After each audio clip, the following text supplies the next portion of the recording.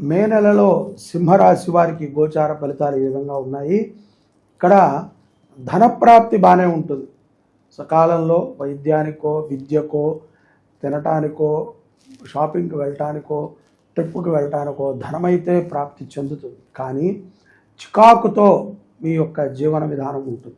మానసిక ఒత్తిడికి లోనవ్వకండి, ప్రశాంతంగా ఉండండి. ముఖ్యంగా సింహరాశిలో ఉన్నటువంటి స్త్రీలు తల్లిదండ్రుల ఆరోగ్యం పట్ల చింతన చెందుతూ ఉంటారు. ఒకటైతే గనక సత్యమండి, గ్రహస్థితుల యొక్క ప్రభావం చేత విశేషమైనటువంటి చాష్టలను కొన్ని మంది దగ్గర మీరు చూస్తూ ఉంటారు. అది కూడా తీవ్రమైనటువంటి చాష్టలు.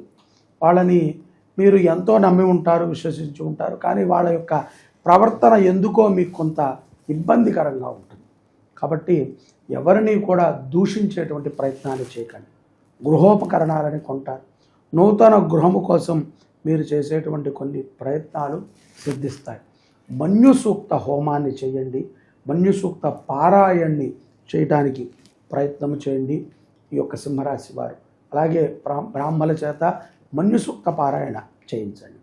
అలాగే ప్రతిరోజు కూడా ఆవు నేతితో దీపారాధన చేయండి సింహరాశి వారు. తద్వారా గృహములో ప్రశాంతత ఏర్పడుతుంది. బద్ధకాన్ని విడవండి. కొంత మీకోసం మీరు సమయాన్ని పెట్టుకుని దేవాలయానికో, భగవద్ ధ్యానానికో, యోగాభ్యాసానికో కేటాయించుకోండి. లేని ఎడల చాలా చికాకు పడుతూ ఉంటారు మాసాంతంలో. కాబట్టి బంధుమిత్రులని కలిసినప్పుడు కూడా ఎచ్చు మాటలను మాట్లాడకండి. ఆర్భాటంగా మాట్లాడవద్దు. ప్రశాంతంగా మాట్లాడండి.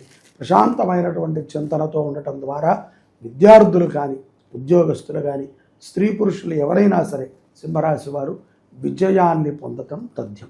హనుమంతుడిని బాగా ఉపాసన చేయండి.